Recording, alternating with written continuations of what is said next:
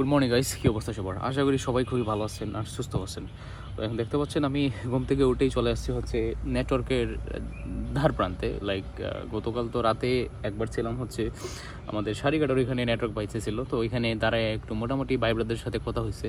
বিদেশে যারা আছেন আমাদের আশিক ভাই, আরও যারা আমাদের আছে সবাই আমার সাথে কথা হয়েছে। আর আপনার মানে সবাইকে আপডেট দিলাম যে ভাই কীরকম সিচুয়েশন চলতেছে আপাতত।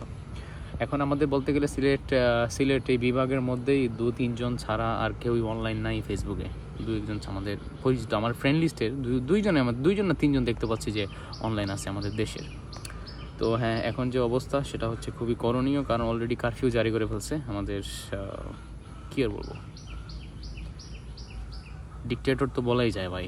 আর কি কোনো কিছু বাকি আছে? এরকম দেশ শাটডাউন কি কম, মানে হিতাহিত যদি জ্ঞান বুদ্ধি ছবি থাকে ভাই। 2024 সাল চলে, যেখানে অলরেডি মানুষজন মার্সে যাওয়ার জন্য, মঙ্গল গ্রহে যাওয়ার জন্য প্ল্যান করতেছে। সেখানে আমাদের গভর্নমেন্ট আমাদেরকে পুরো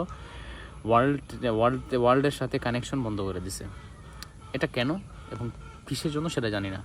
আর আমি इंडिया लोकसभा देखी, मोदी जी का हाल जो हुआ है इंटरनेट की वजह से, तो वो भी मैंने देखा है भाई। तो भाई मोदी जी भी इतना डरे हुए नहीं थे भाई, सीरियसली मोदी जी भी इतना डरे हुए नहीं थे जितना हमारे गवर्नमेंट इंटरनेट से डरे हुए हैं भाई। तो अगर तुम्हारे अंदर दम नहीं है तो भाई तुम देश क्यों चलाते हो? अगर दम है, जिगड़ है, तो भाई देश चलाओ यार। ये सब इंटरनेट बंद, ये सब ना, मतलब ये छोटी ना, ये मतलब पागलपन है भाई, बोल सकते हो कि पागलपन है। क्योंकि इंटरनेट कनेक्शन डिस्कनेक्ट कर दोगे तो लोग तुमको समझेंगे कि भाई तुम्हारा कोई पावर नहीं है, तुम डिक्टेटर हो, तुम मतलब तुम्हारा मर्जी है, तुम्हारा ही देश है, मतलब यही सब। तो अगर भाई कुछ भी करना है ना, तो भाई इंटरनेट, इलेक्ट्रिसिटी, ये सब ना सब दे दो पब्लिक को, जनता को। मतलब हैरेस मत करो यार, जनता को क्या गलती है? अगर जनता बिगड़ जाए ना भाई, कोई नहीं बचा सकता भाई किसी को, सीरियसली। आप देख रहे हो कि स्टूडेंट्स मूवमेंट कर रहे हैं, स्टूडेंट्स की वजह से भाई अभी तक ये हाल है। अभी কারফিউ জারি করছে, কারফিউ জারি করার সাথে সাথে পুরো দেশে সেনাবাহিনী, বিজিবি, ট্যাঙ্ক, যত বড় বড় কম আপনার অস্ত্র আছে সব নামিয়ে দিছে হচ্ছে আপনার রাস্তাঘাটে সব জায়গায়। আমি এই জায়গাতে দেখার একমাত্র কারণ হচ্ছে কারফিউ জারি করছে, তো এই জন্য পুরো হাইওয়েতে গতকালকে আপনারা যারা আমার ভিডিও দেখছেন, রিল দেখছেন, স্টোরি দেখছেন, তারা দেখতে পাচ্ছেন যে আমি হাইওয়ের পাশেই ছিলাম। কিন্তু এখন ওই হাইওয়ের পাশে থাকতে পারছি না, কারণ বাইক নিষিদ্ধ, মানুষ নিষিদ্ধ, যদি কাউরে পায় বাইরে পিড়ে একদম পিছিয়ে ছাল তুলে লাগবে, এরকম কাহিনীরা। তো এখন আর কি করার, যে এখানে দাঁড়িয়ে আছি শাপলা বিলের এই যে এখানে, আপনাদেরকে একটু দেখাই। ওই যে ইন্ডিয়ান টাওয়ার এখানে আপনাদেরকে, এই দেখতে পাচ্ছেন, এই যে ইন্ডিয়ান টাওয়ার। 1-2 মিনিট যদি আমি হাঁটি না, তাহলে আমি ইন্ডিয়াতে চলে যেতে পারবো। তো এখন আপাতত এই টাওয়ারগুলো হচ্ছে আমাদের ভরসা, কারণ থ্যাঙ্কস টু ইন্ডিয়ান गवर्नमेंट। কি বলবো ভাই, इंडियन गवर्नमेंट तो ये सब करे ना, नेटवर्क बंद या ये सब पागलपंती मत कर, मतलब करता नहीं है गवर्नमेंट ना।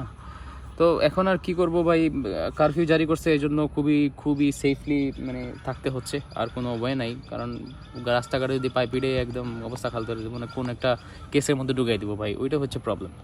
তো এখন আপাতত আসছি এখানে, এই যে একটু শাপলা বিলের ওইখানে ভেতরে, এখানে আপাতত কেউ নাই, একদম পুরো নিরিবিলি পরিবেশটা গ্রামের মধ্যে। তো এখন আপাতত চিন্তা করতে, সায়েম আছে সিলেট শহরে আছে। তো সায়েমের আপডেট পাইছি, সায়েম বলতেছিল যে ভাই কী করা যায়। সায়েমকে আমি বলছি যে ভাই দেখেন, গ্রামের বাড়িতে চলে যান, ওইটা হচ্ছে বেস্ট আইডিয়া হবে। আর সায়েমের ইলেকট্রিসিটিও নাই, কারণ যেহেতু ব্যাংক সব কিছু বন্ধ, ব্যাংক বন্ধ, ইন্টারনেট বন্ধ, ওয়াইফাই বন্ধ, যত ব্যাংক অ্যাপ আছে, ব্যাংক ওয়েবসাইট আছে।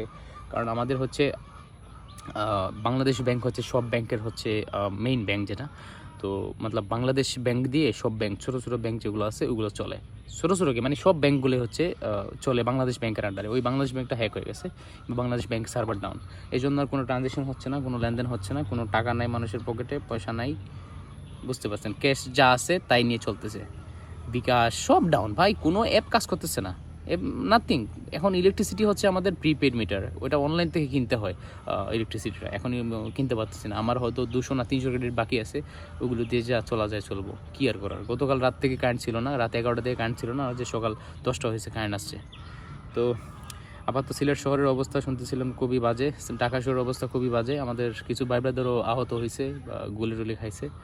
তো হ্যাঁ, মনে আছে আমাদের ভাই ব্রাদার যারা আমার ব্লগ রীতিমতো দেখেন, ওই ঢাকাতে মিরপুর 10-এ, মিরপুর 6-এ আমাদের কিছু ভাই ব্রাদার আছে। তো ঠিক আছে, এই হচ্ছে লেটেস্ট আপডেট আমাদের বাংলাদেশে। আর দোয়া করবেন সবাই বাংলাদেশের জন্য।